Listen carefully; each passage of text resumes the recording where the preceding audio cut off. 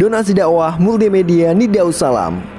Berikan donasi terbaik Anda untuk dakwah dan pendidikan Islam.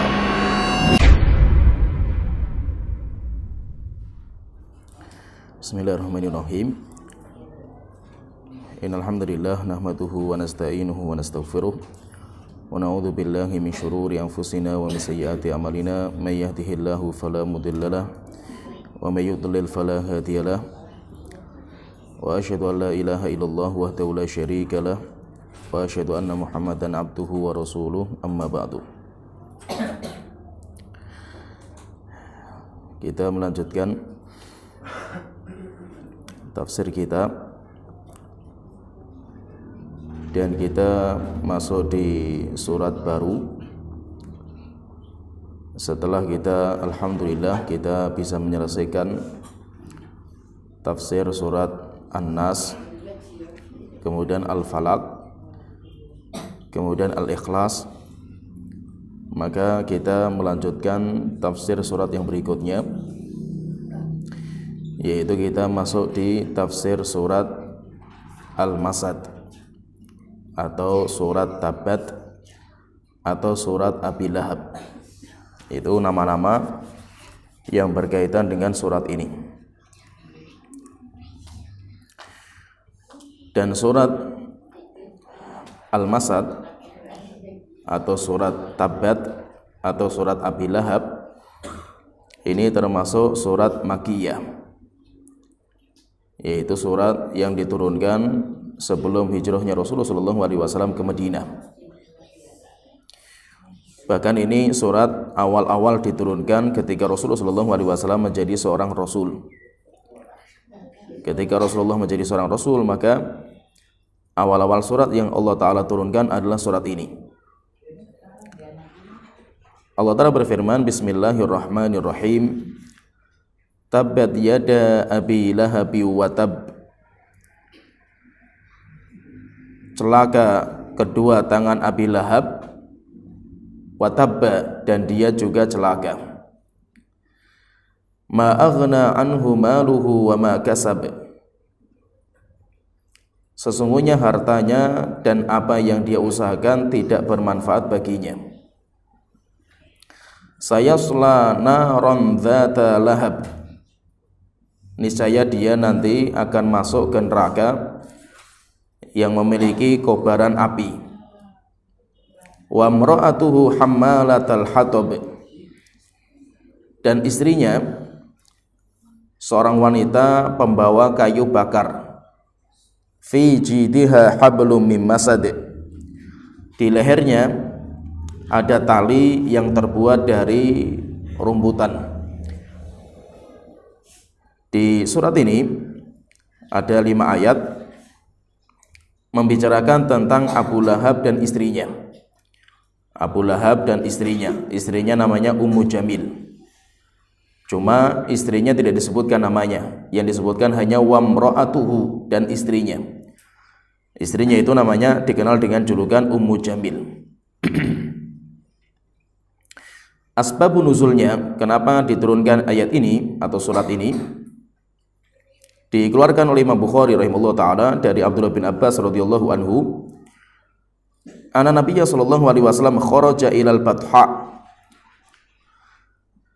Pernah Rasulullah sallallahu alaihi wasallam itu beliau keluar ke dataran tinggi namanya Batha.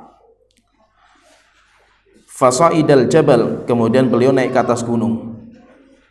Fanada, kemudian beliau memanggil, ya sabahah, wahai masyarakat, berkumpullah. Fajtama'at ilaihi Quraisy. Akhirnya orang-orang Quraisy semuanya berkumpul mendatangi Rasulullah SAW. Yang tidak bisa hadir, maka mereka mengutus anaknya. Ketika orang-orang sudah berkumpul, maka Rasulullah SAW mengatakan, ara'aitum in haddathtukum annal aduwa musbihukum aw mumsikum akuntum tusaddiquni. Wahai orang-orang Quraisy, jika seandainya aku mengabarkan kepada kalian bahwa musuh itu akan menyerang kalian, yaitu musuh kalian akan menyerang kalian di pagi hari atau sore hari, apakah kalian itu mempercayai saya? Qalu, maka langsung mereka mengatakan qalu na'am. Mereka mengatakan iya, kami semuanya percaya. Ma jarabna alaihi kadziban, karena kami tidak mendapatkan sedikit pun kamu itu pernah berdusta. Setelah itu Rasulullah SAW beliau berkata, fa inni nadhirul lakum, maka saya di sini sebagai pemberi peringatan bagi kalian wahai orang-orang Quraisy. Baina yadayya adzabin syadid, di depan saya ada neraka jahanam bagi siapa-siapa yang tidak beriman. Faqala Abu Lahab, maka Abu Lahab langsung berdiri, kemudian dia mengatakan, ali hadza jama'tana tabban laka. Dia mengisyaratkan dengan dua tangannya, intinya dia tidak suka mengingkari tentang Nabi Muhammad itu mengumpulkan manusia. Kemudian dia mengatakan, apakah untuk ini wahai Muhammad kamu kumpulkan kami? Tabban laka, celaka kamu wahai Muhammad. Karena Abu Lahab itu mengatakan kepada Nabi Muhammad tabban, yaitu celaka, dan dia itu mengisyaratkan dengan dua tangannya, maka langsung dijawab oleh Allah Ta'ala, fa'anzalallah, akhirnya langsung dijawab oleh Allah Ta'ala, tabbat yada abi lahabi wa tab, celaka kedua tangan Abi Lahab dan dia pun juga celaka. Di sini berarti menunjukkan bahwa ayat ini atau surat ini diturunkan oleh Allah Ta'ala sebagai jawaban akan ucapan Abu Lahab yang mengatakan tabban laka ya Muhammad, celaka kamu ya Muhammad. Langsung Allah Ta'ala menjawab ucapan itu dengan diturunkannya ayat ini, diturunkannya surat ini. Abu Lahab itu sebuah julukan, yaitu Abu Lahab. Nama Abu Lahab itu sebuah julukan, dinamakan dengan Abu Lahab. Lahab itu berkobar karena pipinya merah. Abu Lahab itu pipinya merah, sehingga dinamakan dengan atau dijuluki dengan julukan Abu Lahab. Dan yang menjuluki Abu Lahab itu adalah bapaknya, yaitu namanya Abdul Muttalib, bapaknya ini. Dan Abu Lahab ini kalau nama aslinya itu namanya Abdul Uzza, namanya Abdul Uzza bin Abdul Muttalib. Abdul Uzza bin Abdul Muttalib salah satu pamannya Rasulullah SAW, tetapi paman sebapak, bukan paman kandung. Kalau paman kandungnya Rasulullah SAW itu hanya satu, yaitu Abu Thalib. Sedangkan Abu Lahab itu pamannya Rasulullah, tapi bukan paman kandung, tetapi paman sebapak.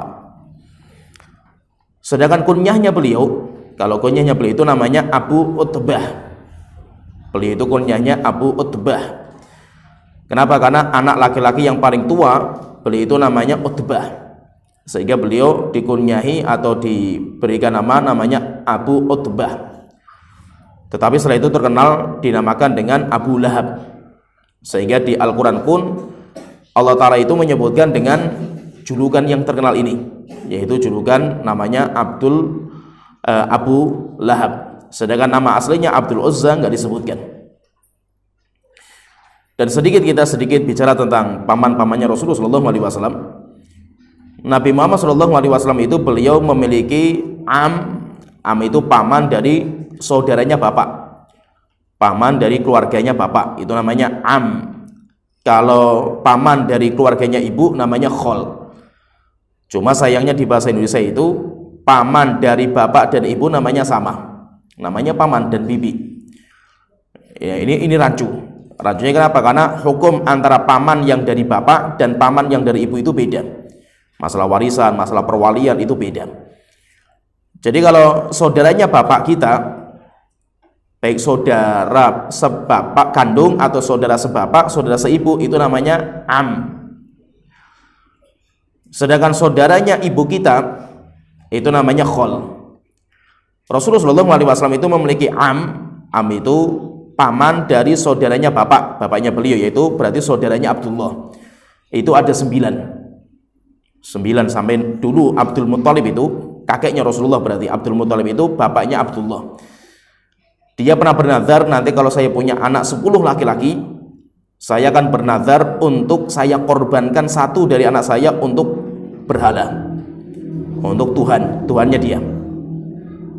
Akhirnya ketika anaknya itu berkumpul 10, akhirnya diundi. Dia ingat terhadap nazarnya dulu. Setelah itu diundi dengan cara semua anaknya itu ditulis di anak panah. Jadi setiap anak panah itu ditulis nama anaknya satu persatu. Setelah itu diundi, ketika diundi keluarnya nama Abdullah. Abdul itu bapaknya Rasulullah SAW. Akhirnya Abdul Muthalib mengatakan nggak bisa. Kalau Abdullah saya nggak mau. Kenapa? Karena Abdullah itu anak yang paling dicintai sama Abdul Muthalib. Setelah itu diundi lagi, keluar lagi Abdullah lagi, diundi lagi Abdullah lagi, sampai 10 kali diundi keluarnya Abdullah. Setelah itu bingung Abdul Muthalib ini. Akhirnya ada pendapat sebagian tokoh Quraisy yang mengatakan, wahai Abdul Muthalib, bagaimana kalau seandainya setiap nama Abdullah yang muncul diganti dengan 10 ekor unta? Akhirnya dia setuju, maka dia berkorban untuk mengganti Abdullah, maka dia itu berkorban dengan 100 ekor unta. Itu Abdul Muthalib. Berarti Nabi Muhammad itu memiliki 9, karena kan bapaknya kan sama bapaknya itu berarti 10 anaknya Abdul Muthalib ini. Nanti ketika Rasulullah SAW itu hidup, sampai akhirnya Nabi Muhammad itu menjadi nabi, diangkat menjadi nabi, maka paman beliau yang masih tersisa, yang masih hidup itu hanya 4. Jadi semua paman-pamannya Rasulullah itu semuanya meninggal. Yang masih tersisa, yang masih hidup ketika beliau diangkat menjadi nabi itu hanya 4. Hanya 4 paman beliau, yang 2 masuk Islam, yang 2 kafir. Yang masuk Islam yang pertama namanya Hamzah. Dan Hamzah pun masuk Islamnya itu bukan karena awal-awal itu karena keinginan dia untuk masuk Islam, karena agama Islam itu agama yang hak, bukan karena fanatik saja. Setelah itu sampai akhirnya dia itu masuk Islam dengan Islam yang benar. Setelah itu nanti terakhir masuk Islam Abbas. Masuk Islam Abbas itu terakhir. Ini berarti 2 pamannya Rasulullah yang masuk Islam, yaitu Hamzah dan Abbas. Rasulullah juga punya paman yang tidak masuk Islam sampai kafir, meninggal dunia dalam kondisi kafir, yaitu Abu Thalib, namanya Abdul Manaf. Kemudian juga ada Abu Lahab, namanya Abdul Uzza. Disebut oleh para ulama, kenapa mereka berdua itu nggak mendapatkan hidayah, tidak masuk Islam? Karena pengaruh nama yang jelek. Begitu, nama itu nggak main-main. Kata Imam Hajar itu, yaitu penyebab utama itu karena namanya.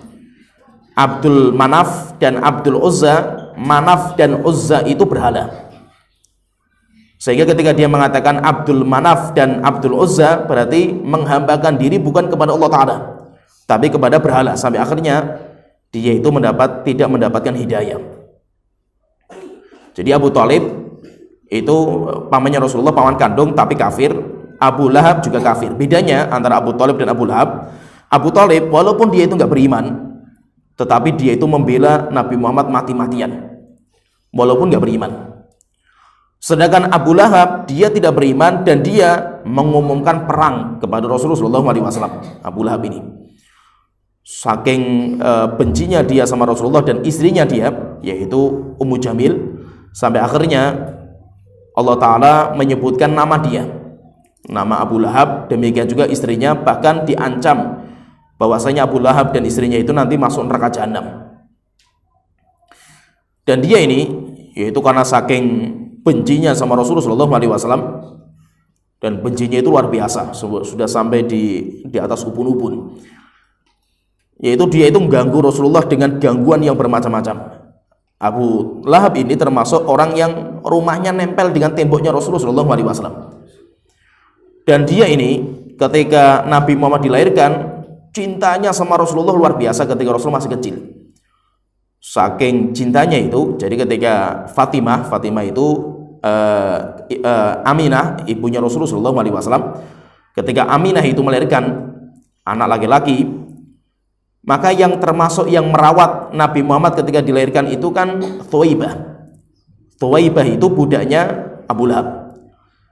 Dan Thuwaibah itu dalam sebagian riwayat dia itu dimerdekakan sama Abu Lahab disebabkan karena dia itu mengabarkan kepada Abu Lahab kalau Aminah itu melahirkan anak laki-laki. Sehingga Abu Lahab itu sama Nabi Muhammad itu luar biasa cintanya. Dan nanti cintanya itu ditambah lagi ketika mereka berdua, yaitu Abu Lahab dan Nabi Muhammad itu menikahkan anak mereka. Jadi mereka itu sama-sama menikahkan. Abu Lahab itu punya 3 anak. Kalau secara nasabnya itu, dia itu punya 3 anak laki-laki, kemudian juga punya 3 anak perempuan. Anak yang laki-laki nanti dua masuk Islam ketika Abu Lahab sudah meninggal dunia. Yang satunya kafir. Saking dekatnya ini, kalau kita lihat ya, saking dekatnya antara Abu Lahab sama Nabi Muhammad sebelum kenabian, sampai 2 putranya Abu Lahab dinikahkan dengan 2 putrinya Rasulullah SAW. Coba kan, mereka Abu Lahab sama Nabi Muhammad itu saudara, yaitu Abu Lahab itu statusnya sebagai paman. Rumahnya nempel dengan rumahnya Rasulullah SAW. Kemudian ketiga, ditambah lagi dengan mereka itu besanan. Bahkan besanan bukan hanya 1 anak dengan 1 anak, bukan 2 anak. Berarti menunjukkan apa? Kedekatan antara Abu Lahab dengan Nabi Muhammad SAW sebelum menjadi Nabi. Abu Lahab itu punya anak 3. Namanya yang paling besar namanya Utbah, sehingga sering dijuluki dengan Abu Utbah, karena anak yang paling tua itu namanya Utbah. Kemudian yang kedua namanya Mu'tab. Kemudian yang ketiga namanya Utaibah. Jadi Utbah, Mu'tab, Utaibah. Yang dinikahkan sama 2 putrinya Rasulullah itu adalah Utbah dan Utaibah. Utbah dan Utaibah. Nanti yang tidak masuk Islam itu Utaibah. Utaibah itu tidak masuk Islam, yang paling kecil, berarti anak laki-laki yang paling kecil. Sedangkan anak yang pertama Utbah dan Mu'tab itu akhirnya masuk Islam. Jadi mereka berdua, yaitu Utbah dan Utaibah, dinikahkan sama 2 putrinya Rasulullah SAW. Kalau Utbah itu menikah sama Utaibah itu menikah dengan Ummu Kulthum. Utaibah itu menikah dengan Ummu Kulthum, sedangkan Utbah menikah dengan Ruqayyah. Sebelum nanti Ruqayyah dinikahi sama Utsman bin Affan radhiyallahu anhu. Berarti yang dinikahkan itu Utbah nikah sama Ruqayyah. Utbah nikah sama Ruqayyah, sedangkan Utaibah nikah sama Ummu Kulthum. Ya, Ruqayyah sama Ummu Kulthum itu semuanya putrinya Rasulullah SAW. Ketika diturunkan surat ini, yaitu surat Tabbat yada Abi Lahab wa Tab, akhirnya Abu Lahab itu dia kumpulkan 2 anaknya ini, 2 anaknya yang menjadi ya menantunya Rasulullah SAW. Dikumpulkan, kemudian mengatakan, wahai putra-putraku, ra'si wa ra'sukum haram, kepalaku dan kepala kamu haram. Yaitu maksudnya apa? Kamu tidak boleh megang kepalaku. Kalau di Arab itu, orang kalau ingin menghormati orang tua itu dengan cara dipegang kepalanya, dicium keningnya, pegang kepalanya. Itu budayanya mereka. Walaupun di budaya kita beda. Kalau budaya mereka itu seperti itu. Jadi untuk menghormati orang tua itu pegang kepala, kemudian dicium kening. Jadi mencium keningnya itu, jidatnya itu menunjukkan penghormatan anak kepada orang tua. Itu caranya seperti itu. Maka dia mengatakan, wahai putraku, kepala saya haram bagi kamu, kalian berdua, sampai kalian berdua ceraikan putrinya Muhammad. Akhirnya gara-gara ucapan seperti ini, akhirnya Utbah dan Utaibah, mereka berdua menceraikan semua putrinya Rasulullah SAW. Nanti kalau yang Utbah itu kan menikah dengan Ruqayyah, itu belum sampai malam pertama. Jadi ketika diceraikan, setelah itu langsung dinikahi sama Utsman bin Affan radhiyallahu anhu. Dinikahi sama Utsman. Kenapa? Karena kalau kita lihat sejarahnya itu, Utsman itu sangat cinta sama Ruqayyah sebelum Ruqayyah itu nikah sama Utbah. Tapi karena sudah dinikahkan sejak kecil, jodohkan sejak kecil, akhirnya Utsman itu tidak bisa menikah. Setelah itu ketika diceraikan sama Utbah, akhirnya nanti dinikahi sama Utsman bin Affan. Sedangkan Utaibah itu yang anak yang paling kecil dari anaknya Abu Lahab. Dia ini yang nanti nggak beriman. Dia ini yang dia itu karena saking cintanya sama bapaknya, dia nggak terima ketika diturunkan ayat cacian, celaan bagi Abu Lahab, kata dia itu. Akhirnya dia mengatakan, kata Utaibah, dia mengatakan sebelum keluar ke Syam, dia mengatakan la'atiyanna Muhammadan, saya akan datangi Muhammad, wa adzainahu, dan saya akan ya mencelakai Muhammad dengan ucapan-ucapan saya. Akhirnya apa? Dia datang ke Rasulullah SAW membawa putrinya beliau, namanya Ummu Kulthum. Kemudian setelah itu Ummu Kulthum diserahkan kepada Nabi Muhammad. Setelah itu dia mengatakan, ya Muhammad, ini kafirun bin najmi idha hawa. Saya kafir kepada najm idha hawa, yaitu surat An-Najm, yaitu An-Najm ketika Najm itu turun bintang. Wa billadzi dana fatadalla. Sampai akhirnya ceritanya itu sampai dia itu meludah ke wajahnya Rasulullah SAW. Meludah ke wajahnya Rasulullah. Setelah itu Ummu Kulthum itu yaitu intinya dihentakkan ke Rasulullah SAW dan diceraikan. Di waktu itu, saya ceraikan putri kamu ya Muhammad.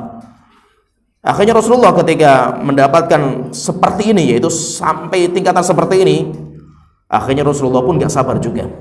Setelah itu Rasulullah berdoa, Allahumma sallit alaihi kalban min kilabika.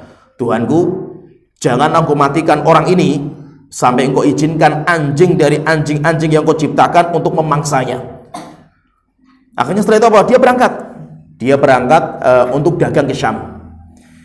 Abu Thalib ikut dagang juga waktu itu. Abu Thalib, bahkan Abu Lahab juga ikut dagang juga waktu itu, rombongan. Maka Abu Thalib, demikian juga Abu Lahab dan orang-orang Quraisy ketakutan dengan doanya Rasulullah SAW ini. Akhirnya ketika malam hari mereka itu istirahat. Saking takutnya itu Abu Lahab itu dan orang-orang Quraisy itu, Utaibah itu ditaruh di tengah-tengah mereka tidurnya itu. Saking takutnya mereka, jadi dikepung, dijaga supaya tidak ada binatang buas yang memangsanya. Tiba-tiba datang seekor singa, kemudian masuk dalam kemah, kemudian mencium kepala-kepala mereka itu. Jadi ketika mereka tidur, dicium kepala-kepalanya sampai ketemu Utaibah, kemudian kepalanya digigit sampai terkelupas dagingnya, kemudian kepalanya dipisah dengan jasadnya sama singa. Setelah itu kepalanya dibawa sama singa, kemudian dimakan. Bangun-bangun sudah hilang, masa itu kepalanya sudah nggak ada. Kepalanya sudah nggak ada sampai akhirnya benar apa yang disabdakan sama Rasulullah SAW. Itu kalau yang ini namanya putranya namanya Utaibah. Sedangkan Abu Lahab sendiri itu nanti dia itu meninggalnya 7 hari setelah perang Badar. Perang Badar dia nggak ikut. Dia tidak ikut dalam peperangan Badar. Dia tidak ikut berangkat, tetapi dia itu nanti menyewa orang sebagai pengganti. Dia nanti 7 hari setelah perang Badar itu, dia itu punya penyakit ganas. Jadi punya penyakit ganas sekali, virus yang ganas menyebar dalam badannya, sehingga ketika meninggal tidak ada seorang yang berani memegang jasadnya. Sampai 3 hari meninggal itu nggak ada yang berani yaitu ngopeni, nggak ada, ngurusi nggak ada. Sampai akhirnya satu kota itu mencium bau busuknya orang ini, yaitu Abu Lahab ini. Ketika sudah tidak ada yang ngurusi, akhirnya orang-orang sudah nggak kuat mencium baunya itu. Akhirnya mereka itu cara memakamkan itu dengan cara pakai kayu. Jadi pakai kayu panjang, kemudian dijalankan pakai kayu itu. Sampai akhirnya nggak ada seorang pun yang memegangnya itu. Tidak ada seorang yang memegangnya. Dia bikin lubangan, yaitu kuburan. Kemudian jasadnya itu yaitu pakai kayu itu. Karena tidak ada yang berani memegang. Kenapa? Karena bakteri. Karena terkena bakteri, virus. Sampai akhirnya didorong terus dengan kayu, jasadnya itu sampai masuk ke lubang. Setelah masuk ke lubang, maka tidak ada orang pun yang berani untuk memakamkan. Akhirnya apa? Dari jauh dilempari pakai batu. Nutupnya itu pakai batu sampai tertutup dengan batu. Setelah itu baru orang itu berani datang, kemudian baru ditutup dengan tanah. Yaitu maksudnya apa? Meninggalnya dengan cara dihinakan sama Allah Ta'ala. 10 tahun setelah ayat ini diturunkan, dia pun benar dengan apa yang difirmankan Allah Ta'ala, yaitu dia itu tidak akan beriman. Yaitu Abu Lahab ini tidak akan beriman. Kenapa? Karena Allah Ta'ala sudah mengatakan dia tidak akan beriman. Dan Abu Lahab ini, kerjaan dia ketika dia itu mendapatkan Nabi Muhammad itu berdakwah, karena ini masalahnya itu nanti ketika Rasulullah itu diangkat menjadi Rasul. Ketika diangkat menjadi Nabi, Abu Lahab tidak terlalu mempermasalahkan. Kenapa? Karena Rasulullah belum mencela ibadah kepada berhala. Tapi ketika sudah mulai diangkat menjadi Rasul, harus Rasulullah berdakwah seperti itu. Akhirnya kerjaannya Abu Lahab ini, kerjaannya dia itu kemana-mana ngikutin Nabi Muhammad. Karena Nabi Muhammad itu kan keliling untuk berdakwah. Sebagaimana disebutkan sama Rabi'ah bin Ubad, Wa kana jahiliyan fa aslam. Dia itu dulunya masih jahiliyah. Setelah itu sampai akhirnya dia itu masuk Islam. Dia mengatakan, ra'aitu Nabiyya sallallahu alaihi wasallam fil jahiliyati. Saya pernah melihat ketika saya masih jahiliyah waktu itu. Saya melihat Rasulullah sallallahu alaihi wasallam itu fi suqi dzatil majaz. Di pasar namanya Dzil Majaz, namanya Dzil Majaz. Itu nama-nama pasar di Quraisy. Nanti pasar itu banyak. Ada namanya pasar Ukaz, ada namanya pasar Madinah, ada namanya Dzil Majaz. Itu nama-nama pasar. Rasulullah itu datang ke pasar, kemudian berdakwah, datangnya orang-orang, kemudian mengatakan, ya ayuhan nas, wahai manusia, qulu la ilaha illallah tuflihu. Ucapan la ilaha illallah, niscaya kalian semuanya akan selamat. Wan nasu mujtami'un alaihi. Akhirnya orang-orang itu datang mendatangi Nabi Muhammad untuk mendengar ucapannya. Wara'ahu rajulun wadhi'ul wajhi. Tapi di belakangnya Rasulullah itu ada orang yang wajahnya itu bersinar. Ahwal, kalau jalan itu pincang. Dzu ghadirataini, dan dia itu memiliki kalung, yaitu kayak memiliki seperti itu kain. Yaqulu innahu sabiun kadzdzab kadzibun. Jangan kalian ikuti wahai manusia orang ini. Ini orang pendusta ini, orang gila ini, orang ini. Yatbi'uhu haitsu dhahaba. Orang ini yang di belakang itu ngikuti terus kemana Rasul itu pergi. Fasa'altu anhu, maka saya tanya sama orang-orang di situ, itu siapa itu yang di belakangnya Muhammad itu? Faqalu, maka mereka mengatakan, hadza ammuhu Abu Lahab. Itu adalah pamannya Muhammad, namanya Abu Lahab. Sedangkan Ummu Jamil, kalau Ummu Jamil itu istrinya, ketika disebutkan ayat ini pun dia nggak terima. Sampai akhirnya kerjaan dia itu suka membawa kayu dari yaitu pohon bidara. Jadi pohon bidara itu kalau di Arab itu biasanya mereka itu mengambil tangkai-tangkainya kayu itu, biasanya mereka itu gunakan untuk memberikan makan unta, karena unta itu sukanya makan daun bidara yang ada durinya itu. Atau kalau dikeringkan itu nanti bisa untuk kayu bakar atau untuk kandang. Jadi biasanya kandang mereka itu di pagarnya itu dipagari dengan itu. Sampai sekarang saya melihat seperti itu. Jadi pagarnya untuk kandang kambingnya itu dipagari dengan itu. Maka kerjanya Ummu Jamil itu, dia itu membawa yaitu tangkai-tangkai dari pohon bidara itu, kemudian ditaruh di depan pintunya Rasulullah ketika malam hari.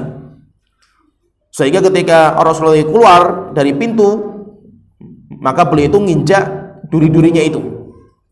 Setelah itu Rasulullah singkirkan. Termasuk juga nanti ada kejadian juga sampai akhirnya Hamzah itu marah juga sama Abu Lahab, dan Abu Lahab takut. Karena Abu Lahab itu takut sama Hamzah. Pernah ketika Hamzah sama Abu Thalib itu pengen menuju ke rumahnya Rasulullah, Abu Lahab ini dia itu membawa kotoran atau ari-ari unta. Jadi nyembelih unta, ari-arinya dibawa, taruh di depan pintunya Rasulullah SAW. Pas waktu itu Hamzah itu lihat. Wah, akhirnya didatangi sama Hamzah, dipukul sama Hamzah itu. Kemudian mengatakan, apakah seperti itu sikap seorang paman kepada keponakannya sendiri itu? Wah, akhirnya setelah itu dibentak sama Hamzah, ambil. Kalau tidak ambil, saya buang ke muka kamu itu. Akhirnya setelah itu Abu Lahab itu takut, akhirnya diambil. Sampai akhirnya kerjaannya Abu Lahab itu mengganggu Rasulullah. Termasuk sering buang sampah di, kan temboknya nempel dengan temboknya Rasulullah. Sehingga sampah sering dibuang di pintunya Rasulullah sering sekali. Akhirnya Rasul itu sampai terganggu dengan Abu Lahab ini. Apalagi ketika diturunkan ayat ini, Abu Lahab itu murka sekali dengan Rasulullah SAW. Jadi intinya kalau kita perhatikan di sini, intinya Abu Lahab ini dia itu termasuk musuh yang sangat keras sekali permusuhan dengan Rasulullah SAW. Nanti Abu Lahab ini beda dengan Abu Jahal. Abu Jahal itu nggak ada kaitannya dengan keluarganya Rasulullah SAW. Jadi kalau Abu Lahab itu pamannya beliau, kalau Abu Jahal nggak ada hubungannya. Sehingga Abu Jahal itu bukan pamannya Rasulullah SAW. Keliru kalau ada orang mengatakan Abu Jahal itu pamannya. Bukan. Abu Jahal itu bukan pamannya. Jadi nggak ada kaitannya. Kalau Abu Jahal nggak ada kaitannya. Yang ada kaitannya dengan Rasulullah itu Abu Lahab. Dan perlu juga kita pahami di sini bahwa Allah itu terkadang di dalam Al-Quran itu, Allah itu terkadang menyebutkan nama. Dan nama yang disebutkan itu nggak main-main. Kalau ada nama disebutkan itu nggak main-main itu. Baik itu nama sebagai puncak kebaikan, seperti Luqman disebutkan namanya Luqman. Demikian juga seperti Maryam disebutkan walaupun bukan nabi. Sedangkan umatnya Rasulullah itu yang namanya disebut dalam Al-Quran itu cuma satu, yaitu sahabat Rasulullah itu yang namanya disebut cuma satu, yaitu Zaid bin Harithah. Falamma qada Zaidun minha wataran, ketika Zaid itu menyelesaikan urusan dengan istrinya, yaitu perceraian, zawajnaka, kami nikahkan kamu Muhammad dengan mantan istrinya Zaid. Supaya apa? Supaya kamu tidak ada keraguan bahwasanya apa? Zaid itu kan sempat diangkat menjadi anak angkatnya Rasulullah kan. Setelah itu tidak boleh lagi mengangkat anak dengan nasabnya dinisbatkan kepada bapak angkat, kan nggak boleh.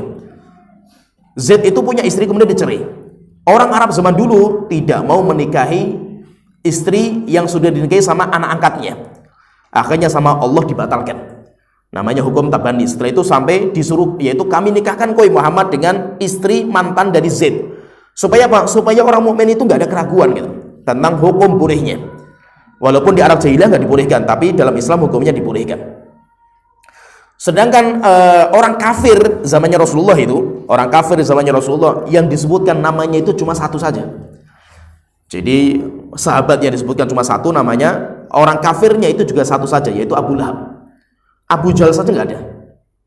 Abu Jahal saja nggak ada. Walaupun ada beberapa ayat Allah turunkan jawaban kepada orang-orang kafir, beberapa orang kafir Quraisy, tetapi tidak disebutkan namanya. Tidak disebutkan namanya. Seperti misalkan Allah Ta'ala menjawab ucapan bapaknya Khalid bin Walid, namanya Al-Walid bin Mughirah. Ketika diskusi dalam rapatnya itu, kemudian mengatakan, wis Muhammad itu kita juluki orang sahir, tukang sihir. Langsung dijawab sama Allah Ta'ala. Bahkan diancam dia pun masuk neraka jahanam. Tetapi apa? Tapi namanya nggak disebutkan. Yang disebutkan itu cuma Abu Lahab. Istrinya saja nggak disebutkan. Cuma Allah Ta'ala menyebutkan wamro'atuhu, istrinya. Namanya siapa? Namanya nggak disebutkan. Maka orang kafir itu yang disebutkan namanya itu, yaitu yang zamannya Rasulullah maksudnya itu. Orang kafir yang disebutkan itu cuma satu, yaitu Abu Lahab. Nanti ada lagi namanya Fir'aun, ada namanya Haman, ada namanya Qarun, itu kan nama-nama. Ada juga namanya Azar, bapaknya Nabi Ibrahim. Itu kan disebutkan sama Allah Ta'ala. Tapi mayoritas tidak disebutkan. Nah, jadi di sini intinya Abu Lahab ini termasuk pamannya Rasulullah SAW dan tidak mendapatkan hidayah. Nanti yang paling sedih Rasulullah SAW itu ketika meninggalnya Abu Thalib. Abu Thalib ketika meninggal dunia, Rasul itu sedihnya luar biasa. Kenapa? Karena beda memang antara Abu Lahab dengan Abu Thalib itu beda. Semuanya sama-sama pamannya Rasulullah, cuma bedanya itu Abu Thalib karena dia itu paman kandung. Bagaimanapun paman kandung itu lebih kuat kedekatannya itu dengan paman sebapak. Jadi ada paman kandung, paman sebapak. Jadi ceritanya gini, ceritanya itu Nabi Muhammad itu ketika dilahirkan, beliau itu kan bapaknya sudah meninggal. Sehingga Rasul itu semasa hidup beliau tidak pernah berjumpa dengan bapaknya, Abdullah. Ketika meninggal nanti Rasulullah itu diasuh sama ibunya sebentar. Setelah itu Rasulullah dibawa Halimah Sa'diyah sampai 4 tahun. 4 tahun setelah itu Rasulullah dipulangkan. Setelah itu bersama-sama ibunya sampai umur 6 tahun ibunya meninggal. Setelah itu bersama dengan kakeknya. Kakeknya itu cinta sekali sama Rasulullah luar biasa. Yang memberikan nama Muhammad itu kakeknya. Demikian juga yang mengakiki Rasulullah itu kakeknya. Jadi kakeknya itu cintanya sama Nabi Muhammad luar biasa. Kenapa? Karena Abdullah itu anak yang paling dicintai, seperti kita lah kita. Kita kalau memiliki orang yang paling kita cintai, dia punya anak, maka kecintaan kita itu juga ngantel kepada anaknya itu. Apalagi di Arab. Di Arab itu orang yang paling mereka hormati itu Abu Thalib, Abdul Muthalib. Sehingga orang Arab itu cinta sama Abdul Muthalib luar biasa. Dan yang paling mereka cintai, karena Abdul Muthalib itu mencintai Abdullah, maka orang-orang Arab itu juga sangat mencintai Abdullah. Tapi qadarullah Abdullah itu meninggal dunia ketika masih muda. Akhirnya apa? Anaknya Abdullah itu sangat ditunggu-tunggu sama mereka, sangat dicintai. Sehingga ketika keluar Nabi Muhammad, semua orang itu memujinya. Sehingga ketika semua orang itu memuji anak yang dilahirkan ini, akhirnya dinamakan dengan Muhammad. Muhammad itu apa? Orang yang dipuji dengan lisan-lisan orang. Zaman itu nama Muhammad itu jarang sekali. Yang ada itu namanya Ahmad. Sehingga kenapa Nabi Isa itu ketika menyebutkan wa mubasysyiran bi rasulin ya'ti min ba'di ismuhu Ahmad. Saya akan mengabarkan kepada kalian dengan seorang rasul yang datang setelah saya namanya Ahmad. Kenapa kok Ahmad? Karena nama yang paling masyhur di waktu itu namanya Ahmad, bukan Muhammad. Kalau Muhammad itu jarang. Sehingga intinya kakeknya Rasul itu cinta sekali sama Nabi Muhammad luar biasa. Ketika kakeknya itu mau meninggal dunia, maka dia itu berwasiat kepada Abu Thalib. Wahai Abu Thalib, karena kamu itu paman kandungnya Muhammad, tolong jaga Muhammad dengan baik-baik. Akhirnya Nabi Muhammad itu sama Abu Thalib dianggap seperti anaknya sendiri, bahkan melebihi cintanya kepada anaknya sendiri. Sehingga ketika sore misalkan anak-anak yang lain itu belum dimandikan, Nabi Muhammad sudah dimandikan. Bahkan Abu Thalib itu, dia itu punya tempat tinggal, tempat duduk di bawah naungan Ka'bah, itu khusus bagi beliau karena beliau tokoh paling terhormat. Anak-anaknya saja nggak boleh duduk di situ. Setiap ada anaknya duduk diusir, kecuali Nabi Muhammad. Nabi Muhammad ketika duduk di situ mau diusir sama orang, Abu Thalib mengatakan jangan diusir, karena orang ini akan menjadi orang besar, ini orang ini, yaitu Nabi Muhammad itu. Dan pembelaan Rasulullah itu, Abu Thalib kepada Rasulullah luar biasa. Orang yang paling jasa, paling besar kepada Rasulullah itu Abu Thalib. Sejak umur, berarti umur 6 tahun, kemudian nanti kakeknya meninggal, berarti umur 8 tahun gitu. Dari umur 8 tahun sampai Nabi Muhammad menikah, umur 25, sampai Nabi Muhammad diangkat menjadi Nabi, umur 40, sampai Nabi Muhammad berdakwah, itu yang menjadi bentengnya itu Abu Thalib. Luar biasa, Abu Thalib mati-matian berdoa membentengi dakwahnya Rasulullah SAW. Tapi akhirnya dia tidak mendapatkan hidayah. Sampai akhirnya ketika mau meninggal itu, Rasulullah datang kepada Abu Thalib. Tapi rupanya Abu Thalib itu sebelahnya ada Abu Jahal, sebelahnya nanti ada Rabi'ah, yaitu orang, ya teman-teman akrabnya lah itu, orang-orang kafir. Maka Nabi Muhammad mengatakan kepada pamannya, ya ammi, qul la ilaha illallah, pamanku, tolong ucapkan la ilaha illallah sekali sajalah itu. Kalimatun uhajulaka biha indallah, sebuah kalimat. Kalau kamu membaca kalimat ini, akan saya bela nanti kamu di hadapan Allah Ta'ala. Akhirnya dia mau mengucapkan kalimat la ilaha illallah, ditegur sama Abu Jahal. Atarghabu an millati Abdul Muthalib, apakah kamu itu benci kepada agama bapak kamu dan nenek kamu, wahai Abdul Muthalib, wahai Abu Thalib? Akhirnya tidak jadi mengatakan. Itu pengaruh teman itu gak main-main. Sampai akhirnya meninggal dunia di atas agama sebelumnya, yaitu agama semula, yaitu agama masyarakat lah itu, tidak masuk Islam. Walaupun kalau ditanya hatinya, dia dari awal Nabi Muhammad berdakwah, dia sudah meyakini agama Muhammad agama yang benar. Cuma dia itu nggak berani mengatakan itu. Sampai dia mengatakan dalam syairnya terkenal sekali, walaqad alimtu bi anna dina Muhammadin khairu adyanil bariyati dina. Saya yakin bahwasanya agama yang dibawa sama Muhammad itu sebaik-baik agama. Laulal malamata wa hadharu masabatin la ra'aitani samhan bidzaka mubina. Jika bukan karena saya takut celaan, takut gunjingan masyarakat saya di Mekah ini, la ra'aitani samhan bidzaka mubina, engkau akan melihat saya itu orang pertama kali yang mengumumkan ikut agamanya Muhammad. Tapi akhirnya apa? Meninggal dunia tidak mendapatkan hidayah. Ketika meninggal dunia dalam kondisi kafir, maka Rasulullah itu mendoakan terus Abu Thalib, terus didoakan sampai akhirnya dilarang sama Allah Ta'ala. Maka nali nabi walladzina amanu ayastaghfiru lil musyrikin, tidak selayaknya bagi seorang nabi dan orang-orang yang beriman mendoakan pengampunan bagi orang musyrik setelah mati dalam kondisi kafirnya. Setelah itu Allah Ta'ala tegur kepada Nabi Muhammad, ditegur. Allah Ta'ala mengatakan innaka la tahdi man ahbabta, Muhammad, kamu tidak bisa memberikan hidayah kepada orang yang paling kamu cintai. Walakin Allah yahdi may yasha, tetapi Allah memberikan hidayah kepada siapa yang Allah kehendaki. Nah itu apa sering saya katakan, hidayah itu hadiah. Hidayah itu hadiah. Sehingga kalau ada orang diberikan hidayah sama Allah Ta'ala, orang itu diberikan hadiah sama Allah Ta'ala, hadiah paling spesial. Tinggal kewajiban kita itu apa? Kewajiban kita itu bagaimana menjaga hadiah dari Allah Ta'ala ini. Hadiah yang paling mahal yaitu hidayah ini. Kita jaga sampai jangan sampai lepas dari tangan kita. Di sini Allah Ta'ala berfirman, tabbat yada abi lahabi wa tab. Disebutkan tabba itu ada dua di sini itu. Yang pertama tabbat dikasih ta'nits yang menunjukkan perempuan. Ini kenapa? Karena fa'ilnya subjeknya itu tangan. Siapa yang celaka? Yang celaka itu kedua tangan. Jadi yada aslinya yadani. Kedua tangan Abu Lahab itu celaka. Jadi kalau tabbat yang pertama itu untuk kedua tangan Abu Lahab. Setelah itu diulangi sama Allah Ta'ala, tabbat yada abi lahabi wa tabba. Tabba lagi itu. Tapi tabba yang kedua itu untuk dirinya, yaitu Abu Lahabnya. Sebagian ulama mengatakan, kata Imam Mukatsir belum mengatakan, al-awwalu du'aun alaihi. Yang pertama, tabbat yada Abi Lahab itu, tabbat yang pertama itu merupakan doa. Doa, yaitu itu seperti doa untuk kebinasan Abu Lahab. Wathani, sedangkan yang kedua khobar, sebagai pengabaran kalau doanya itu dikabulkan. Doanya itu dikabulkan sehingga Abu Lahab pun nanti akan binasa. Tabbat yada Abi Lahab wa tabba ma aghna anhu maluhu wa ma kasab. Harta dan apa yang dia usahakan tidak bermanfaat. Apa yang dia usahakan itu wa ma kasaba.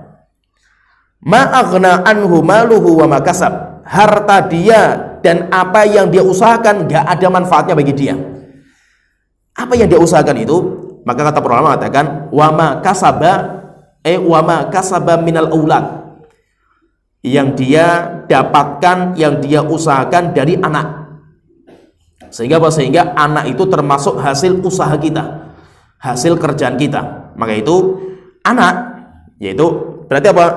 Harta dia dan apa yang dia usahakan dari anak, yaitu dia itu punya anak, tidak memberikan manfaat kepada dia. Maka itu anak kita itu kayak hasil usaha kita. Maka anak kita itu kalau nanti beramal apa saja itu pahalanya sampai ke orang tua, nggak usah dihadiahkan. Nggak usah dihadiahkan. Kenapa? Karena termasuk amal yang pahalanya itu terus menerus itu kan diantaranya kan wawaladin sholihin yad'ulahu, anak soleh. Sampai para sahabat itu datang ke Rasulullah, mengatakan ya Rasulullah, kami itu masuk Islam sudah tua, kita sudah melewati masa-masa kelam zaman jahiliyah. Kami berharap ya wahai Rasulullah, anak kita nanti akan melanjutkan amal kita ini. Wahai Rasulullah, apakah bisa anak kita itu melanjutkan amal kita?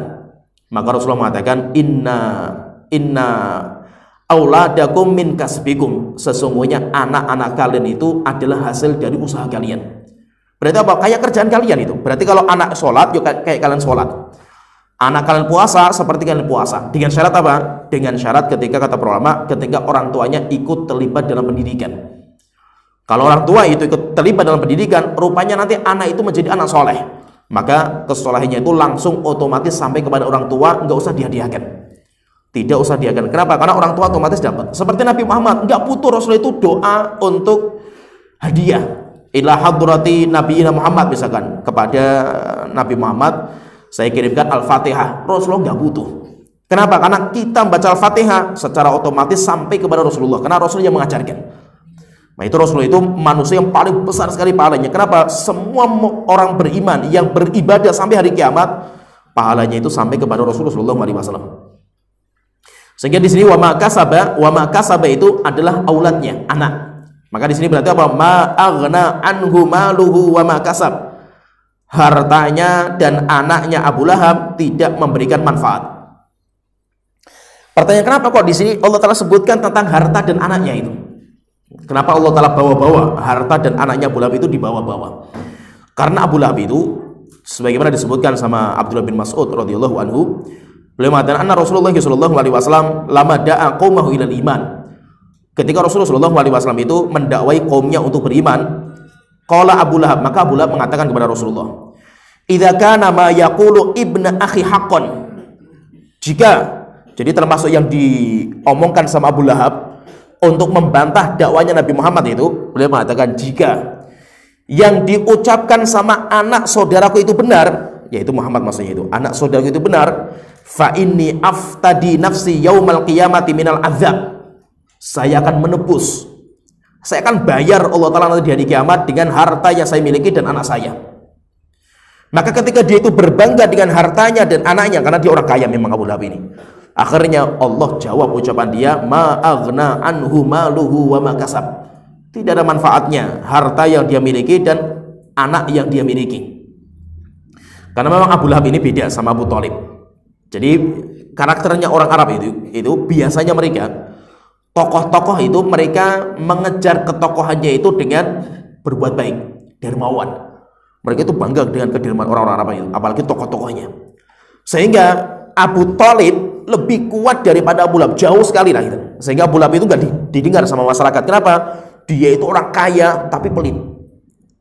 Abu Thalib itu orang miskin tapi dermawan. Kenapa? Karena memang untuk namanya ketokohan, yaitu sebagai ketua atau pemimpin kabilah.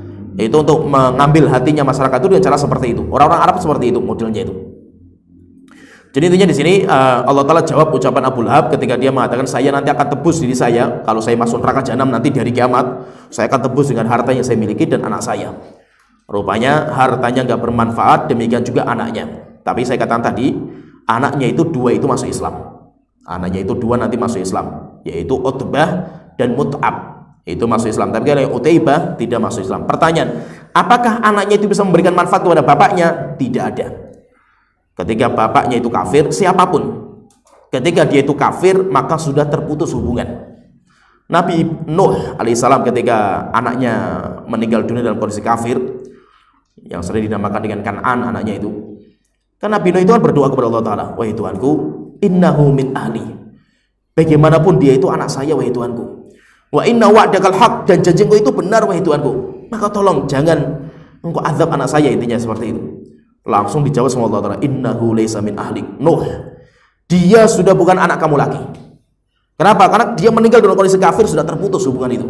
Wala tas'alni ma laysa laka bihi ilm. Kamu sekali-kali jangan minta lagi kepada saya apa yang kamu nggak tahu ilmunya. Ini a'idzuka an takuna minal jahilin. Saya peringatkan kamu Nuh, jangan menjadi orang bodoh dengan mendoakan orang lain yang bukan keluarga kamu lagi, yaitu siapa? Putranya. Nabi Ibrahim ketika mendoakan bapaknya kafir. Nabi Ibrahim ini didoakan sama bapaknya sampai berdoa, sampai Nabi Ibrahim kan mengatakan, Rabbana gfirli wali walidayya walil mu'minina yauma yaqumul hisab. Tuhanku, ampuni dosaku, ampuni dosa kedua orang tuaku, dan ampuni dosa orang yang beriman ketika nanti ditegakkan hisab. Ditegur sama Allah Ta'ala. Tidak selayaknya Nabi Ibrahim itu mendoakan bapaknya. Sampai Allah Ta'ala mengatakan, wa ma kana istighfaru Ibrahim, tidaklah doanya Ibrahim kepada bapaknya kecuali karena Nabi Ibrahim itu menganggap Nabi Ibrahim itu diberikan doa yang mustajab, sehingga dia ingin menggunakan doa itu untuk bapaknya. Tapi apa? Ditegur sama Allah Ta'ala dan tidak dibolehkan. Sehingga menunjukkan apa? Menunjukkan bahwa ketika siapapun dia itu kafir, maka terputus hubungan nanti di hari kiamat. Anak tidak bisa memberikan manfaat, kecuali itu orang kafir yang bisa mendapatkan manfaat dari syafaatnya orang mukmin itu cuma satu saja, dan itu khusus, yaitu siapa? Itu Abu Thalib dari syafaatnya Rasulullah SAW.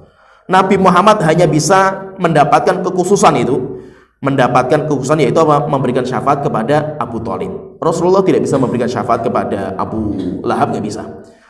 Nabi Ibrahim kepada bapaknya nggak bisa. Nabi Nuh kepada istri dan anaknya nggak bisa. Nabi Lut kepada istrinya nggak bisa. Kenapa? Karena itu khusus Nabi Muhammad kepada bapaknya, pamannya. Sampai Rasulullah mengatakan, laula ana, jika seandainya bukan karena saya, yaitu saya itu berdoa terus kepada paman saya, lakana fid darkil asfali minan nar, niscaya Abu Thalib itu di keraknya neraka jahanam. Tapi karena saya berdoa terus, akhirnya dikabulkan. Akhirnya Abu Thalib itu menjadi orang yang paling ringan azabnya. Tapi apa yang paling ringan? Yang paling ringan itu dipakaikan sandal di neraka jahanam, saking panasnya itu sampai otaknya mendidih. Otaknya mendidih dengan sandal. Dan itu yang paling ringan. Kata para ulama, itu khusus untuk Abu Thalib. Tapi apa? Abu Thalib nggak bisa keluar selama-lamanya dari api neraka jahanam. Kenapa? Kafir. Walaupun dia punya jasa yang luar biasa lah untuk Islam, tapi jasanya gak ada manfaatnya nanti di hari kiamat. Ya, adzan dulu. Ya, kita lanjutkan sedikit. Allah Ta'ala berfirman, ma aghna anhu maluhu wa ma kasab.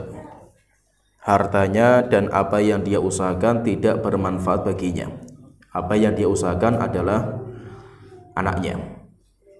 Sayasla naran dzata lahabin, niscaya dia akan masuk ke neraka yang memiliki kobaran api.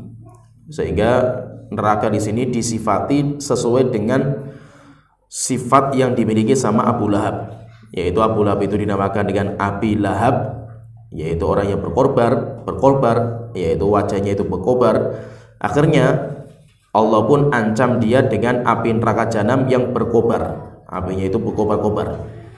Sehingga Allah Ta'ala mengatakan, sayasla naron dzata lahab, dia nanti akan masuk neraka yang berkobar. Di sini sebagai tanda-tanda akan kebenaran wahyu Allah Ta'ala. Ayat ini diturunkan ketika Abu Lahab itu masih hidup, bahkan umurnya masih panjang setelah itu. Ketika ayat ini turunkan 10 tahun itu masih hidup itu. Tetapi Allah sudah menjamin bahwasanya Abu Lahab itu tidak akan beriman. Sampai dia itu nanti masuk neraka jahanam, nggak akan beriman. Bagaimanapun caranya nggak akan beriman. Sehingga terbukti sampai akhirnya dia itu nanti matinya dalam kondisi kafir dan nggak beriman. Setelah itu Allah berfirman, wa imra'atuhu hammalatal hatab. Sedangkan istrinya wanita pembawa kayu bakar, yaitu kayu bakar yang saya sebutkan, karena kerjaan dia itu membawa kayu, kemudian kayu dari pohon bidara, kemudian ditaruh di depan pintunya Rasulullah SAW, sampai akhirnya Rasulullah itu terganggu dengan kerjaan istrinya ini. Dan istrinya itu namanya, kalau nama aslinya itu namanya Arwa bintu Harb bin Umayyah. Kalau kita lihat nasab seperti ini, Arwa bintu Harb bin Umayyah, berarti istrinya Abu Lahab itu saudarinya Abu Sufyan. Abu Sufyan bin Harb kan, Abu Sufyan bin Harb bin Umayyah. Kalau ini Arwa bintu Harb bin Umayyah, berarti apa? Berarti antara Abu Sufyan yang terkenal sekali sebagai tokoh dagangnya Quraisy sama keluarganya Abu Lahab itu kan dekat. Karena bagaimanapun Abu Lahab itu istrinya itu saudarinya Abu Sufyan. Dan Ummu Jamil ini, karena dia itu sangat benci sekali sama Rasulullah SAW, maka dia pun juga seperti itu. Sampai dia itu pernah datang ke Rasulullah SAW. Jadi dia itu menemui Abu Bakar. Ketika diturunkan ayat tabat yada Abi Lahab wa tab, sampai istrinya digitukan itu, dia itu sampai datang kepada Rasulullah, mencari Rasulullah dia itu. Sampai akhirnya ketemu dengan Abu Bakar. Padahal Abu Bakar waktu itu sedang bersama Rasulullah itu. Akhirnya yaitu ketika dia itu datang, yaitu Abu Lahab istrinya itu datang, Rasul itu sedang duduk bersama Abu Bakar. Maka ketika datang Ummu Jamil ketika datang, dia ngomong sama Abu Bakar, "Wahai Abu Bakar, mana teman kamu ini yang telah mencelaku dan mencela suamiku?" Sampai dia mengatakan mudhammaman abaina, yaitu dia melantunkan sebuah syair. Dia mengatakan mudhammaman abaina wa dinana qalaina wa amrahu asaina. Orang yang sangat tercela, yaitu tercela itu maksudnya sebagai kritikan atau celaan kepada Nabi Muhammad. Muhammad itu kan terpuji, maka dia menjuluki dengan mudhammam, orang yang sangat tercela, abaina, dan kami akan ingkar kepada dia. Wa dinana qalaina, dan agama yang dia bawa akan kami musuhi. Wa amruhu asaina, dan perintahnya akan kami bantah. Maka tanya mana? Maka dia mengatakan nggak tahu, saya nggak melihat juga itu. Akhirnya setelah itu dia pergi dalam kondisi marah Ummu Jamil ini. Akhirnya setelah dia pergi, maka Abu Bakar tanya sama Rasulullah sebelahnya itu, "Ya Rasulullah, apakah dia itu tidak melihat kamu itu?" Sampai dia itu tanya mana Rasulullah itu, mana Muhammad gitu. Maka Rasulullah mengatakan, "Innaha lan tarani." Dia tidak melihat saya, sehingga pandangannya ditutup sama Allah Ta'ala, sehingga dia itu tidak melihat saya. Akhirnya setelah itu diturunkan sebuah ayat dalam surat Al-Isra ayat 45, "Wa idza qara'tal Qur'ana ja'alna bainaka wa bainal ladzina la yu'minuna bil akhirati hijaban mastura." Kalau engkau baca Quran wahai Muhammad, akan kami jadikan antara engkau dan orang-orang yang kafir itu sebuah hijab, sehingga mereka itu tidak melihat engkau. Seperti nanti kisahnya Abu Jahal seperti itu juga. Abu Jahal itu dia mengatakan nanti bersumpah itu, nanti kalau Muhammad saya lihat, akan saya pukul Muhammad ini. Akhirnya ketika Rasulullah datang, dia itu mendatangi Rasulullah itu. Ketika mau maju, dia akhirnya mundur ketakutan. Rupanya apa? Melihat malaikat yang menutupi Nabi Muhammad itu. Sampai akhirnya dia lari ketakutan, Abu Jahal itu. Nah, jadi intinya Ummu Jamil ini orang yang sangat benci sekali dengan Rasulullah SAW. Kenapa? Karena diturunkan ayat ini. Dan dia itu termasuk orang yang kaya, sehingga dia itu lehernya itu banyak perhiasan. Allah mengatakan wa imra'atuhu hammalatal hatab. Ada yang mengatakan para ulama itu hatab itu kayu bakar yang tadi saya sebutkan. Ada juga yang mengatakan hatab itu kayak istilahnya itu kayak bahasa kiasan. Kayu bakar maksudnya apa? Dia itu orang yang sudah suka provokasi manusia, suka kompor dia itu, wanita suka kompor. Orang kompor ini biasanya ya kayak kompor itu kan bahasa kiasan. Bukan berarti dia itu bawa kompor untuk jinakan, bukan gitu. Tapi dia itu sukanya apa? Provokasi manusia untuk membenci Rasulullah SAW, sehingga dinamakan dengan hammalatal hatab. Setelah itu Allah mengatakan fi jidiha hablum mim masad. Lehernya dia nanti akan dipikulkan hablum, tali-tali dari masad, yaitu masad. Nanti terjadi khilaf para ulama, ini masad itu apa? Jadi ini kapan? Fi jidiha hablum mim masad itu kapan? Ada yang mengatakan dia itu di hari kiamat nanti.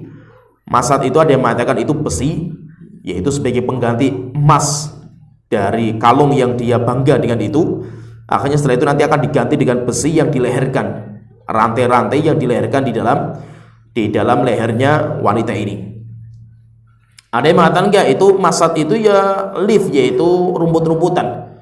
Jadi nanti di hari kiamat itu emas yang dia miliki itu nanti diganti dengan rumput-rumputan nanti di hari kiamat. Intinya kalau kita pahami di sini, intinya bahwa surat ini diturunkan oleh Allah Ta'ala sebagai jawaban untuk Abu Lahab, demikian juga istrinya, dan Allah Ta'ala menjamin bahwa mereka berdua, mereka nanti akan masuk neraka jahanam. Mereka akan masuk neraka jahanam. Kalau suaminya itu nanti akan dibakar dengan kobaran api, kalau istrinya itu nanti akan dirantai di lehernya. Walaupun mereka pamannya Rasulullah SAW, tapi tidak bermanfaat nasab kembali ke Rasulullah SAW.